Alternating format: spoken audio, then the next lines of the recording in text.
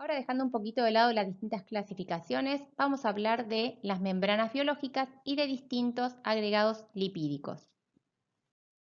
Bien, como sabemos que a los lípidos no les gusta estar en el agua, digamos, no están cómodos cuando están en medios acuosos, van a tratar de formar estructuras para tratar de estar lo más cómodos posible, ¿sí? Dependiendo de las características de cada lípido, es cómo se van a terminar disponiendo.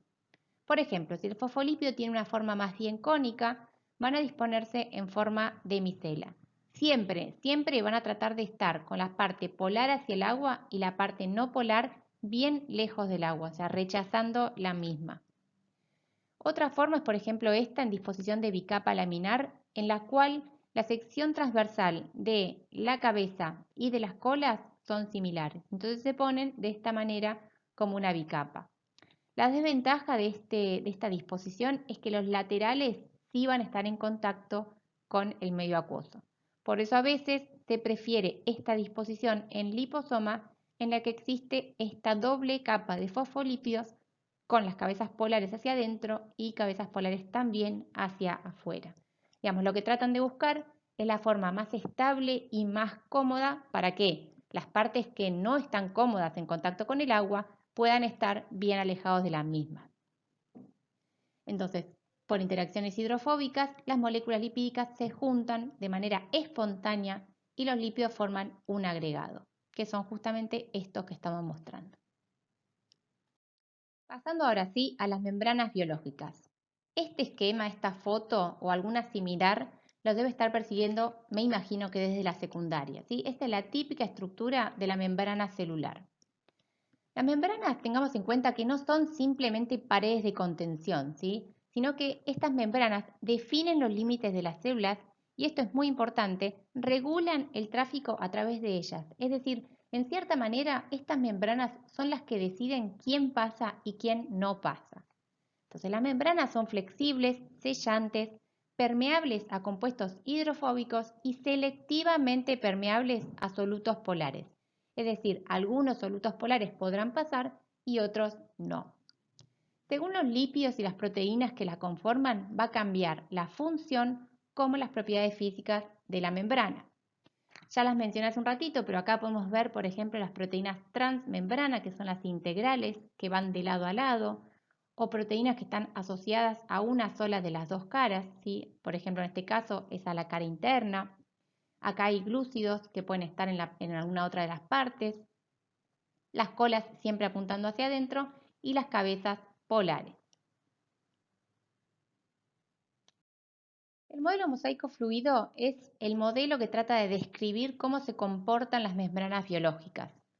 En este modelo, básicamente lo que se describe es que la membrana plasmática es una mezcla de componentes, principalmente fosfolípidos, colesterol y proteínas.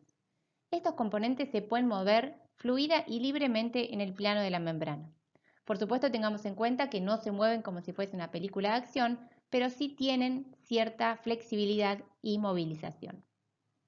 ¿Dónde y cómo están situadas las distintas moléculas? Bueno, lo vimos recién un poquito en el esquema, pero recordemos que principalmente existe una bicapa de fosfolípidos y muchísimas proteínas integrales o periféricas de la membrana.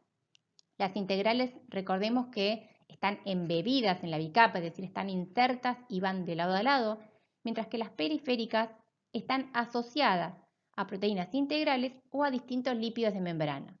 Suelen estar unidas por uniones iónicas, puentes de hidrógeno o distintas uniones covalentes. Bueno, las membranas biológicas, tengamos en cuenta que suelen tener una mezcla de fosfolípidos. Algunos fosfolípidos tendrán dos colas saturadas, otros tendrán algunas colas saturadas, otras colas no saturadas.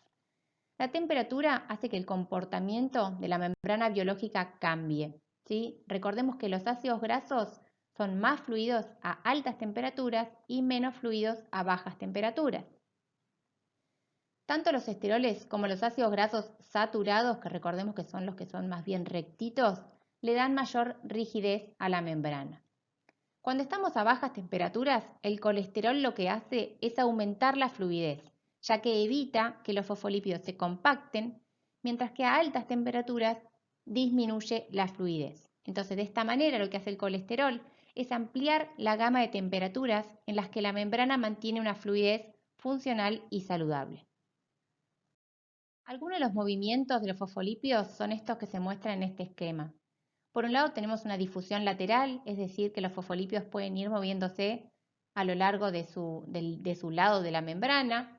Por otro lado, existe una flexión, principalmente en las colas de los fosfolípidos, y también existe cierta rotación sobre su propio eje.